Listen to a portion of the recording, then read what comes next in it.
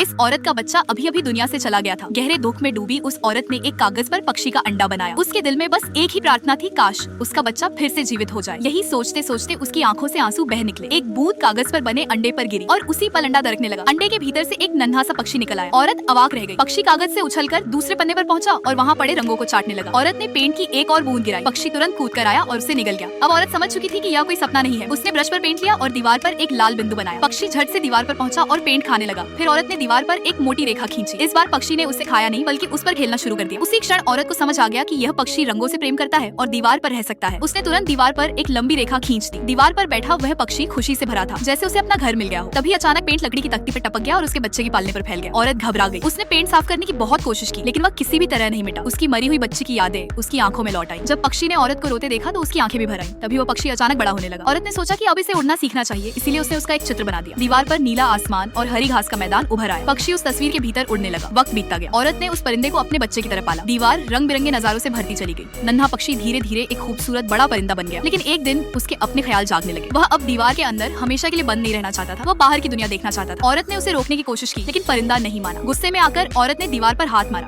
तभी उसके हाथ में अजीब सा बदलाव होने लगा। परिंदा दीवार तोड़कर बाहर उड़ गया, लेकिन बाहर पहुंचते ही उसकी ताकत जवाब दे गई और वह जमीन पर गिर पड़ा। वह रेंगते हुए औरत के पास आया और अपनी चोंच से उसके माथे से पेंट पोंछने लगा। फिर वह दोबारा गिर पड़ा और उठने की कोशिश करने लगा, लेकिन सफल नहीं हो पाया। औरत ने उसे इस तरह जूझते देखा। तभी उसे एहसास हुआ कि अगर परिंदा जिंदा रहना चाहता है तो उसे वापस दीवार के अंदर जाना होगा। उसने हाथ बढ़ाया और दीवार में एक रास्ता बना दिया। परिंदा वापस दीवार के भीतर चला गया और तुरंत ही उसकी जान में जान आ गई। औरत के लिए उससे दूर रहना बेहद मुश्किल था, लेकिन यही सच्चाई थी। वह पक्षी सिर्फ दीवार के अंदर ही जीवित रह सकता था। आखिरकार औरत की आंखों के सामने वह पक्षी दीवार के भीतर बने आसमान की ओर उड़ गया। उसी पल औरत ने भी अपने दिल का बोझ उतार दिया और उसने उसे हमेशा के लिए आजाद कर दिया।